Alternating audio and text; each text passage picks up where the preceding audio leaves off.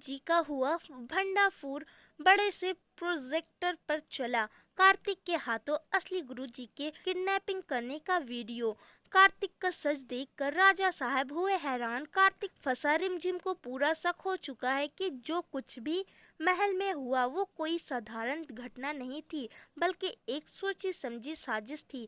रिमझिम मन ही मन सोचती है कि अगर कार्तिक सच में गुरु जी का रूप लेकर आया था तो असली गुरु जी के साथ जरूर कुछ बड़ा खेल हुआ है, और अब उसे ये भी पता लगाना होगा कि उसे बेहोश करने के पीछे आखिर किसका हाथ था। यही सोचकर रिमझिम एक चाल चलती है। वो कार्तिक द्वारा दी गई पोटली को एक फूलदान के अंदर छुपा देती है और खुद दरवाजे के पीछे खड़ी होकर इंतजार करने लगती है कि आखिर कौन इस पोटली के पीछे आएगा।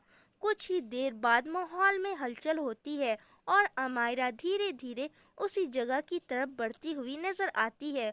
वो इधर उधर देखती है और फिर सीधे उस फूलदान के पास पहुंचकर पोटली ढूंढने लगती है। ये देखकर रिमझिम के होश उड़ जाते हैं, क्योंकि अब उसकी शक की सुई सीधा अमायरा की तरफ घूमने लगती है। वो मन ही मन सोचने लगती है कि कहीं उसे बेहोश करने के पीछे अमायरा का ही हाथ तो नहीं। तभी रिमझिम अचानक सामने आ जाती है और अमायरा को हाथों पकड़ लेती है। ये पल कहानी का सबसे बड़ा ट्विस्ट बन जाता है। उधर दूसरी तरफ नकली गुरु जी का भंडाफोड़ भी हो चुका होता है, जिससे पूरे महल में हड़कंप मच जाता है और धीरे धीरे ये सच्चाई भी सामने आने लगती है कि असली गुरु जी को बेहोश करने के पीछे भी कार्तिक का हाथ था। अब कार्तिक खुद एक बड़े जाल में फंसता नजर आ रहा है, क्योंकि उसके सारे राज एक एक करके खुलने वाले हैं और सबसे बड़ा झटका तब लगेगा जब ये सारा सच समीर के सामने आएगा, क्योंकि अब फैसला उसी के हाथ में होगा कि वो किस पर भरोसा करता है